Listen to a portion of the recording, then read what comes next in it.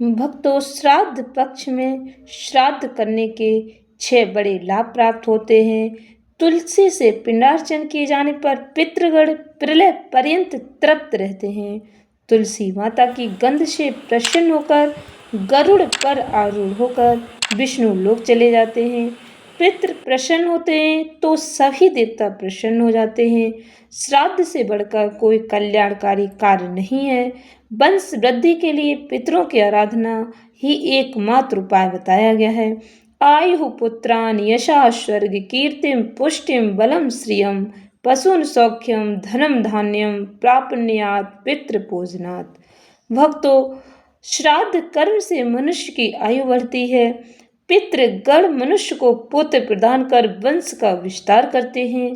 परिवार में धन धन का अंबार लग जाता है। श्राद्ध कर्म मनुष्य के शरीर में बल पौरुष की वृद्धि करते हैं, यश पुष्टि प्रदान करते हैं।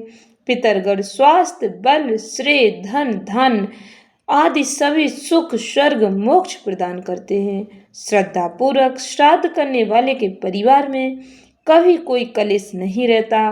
वह समस्त जगत को तृप्त कर देता है।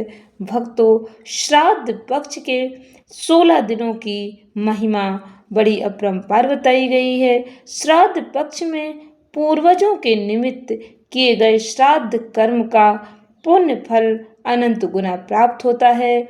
जीवन में सुख समृद्धि के लिए, वंश वृद्धि के लिए, स्वास्थ्य के लिए श्राद्ध करना अति आवश्यक बताया गया है। हमारे धर्म शास्त्रों में वर्णन मिलता है।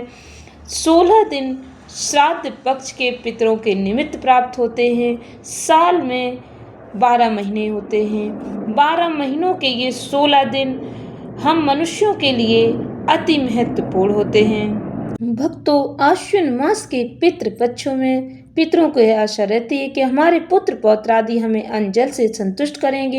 यही आशा लेकर वह पितृलोक से पृथ्वी लोक पर आते हैं। लेकिन जो लोग पितर हैं कहाँ, यह मानकर उचित तिथि पर जल और शाक से भी श्राद्ध नहीं करते।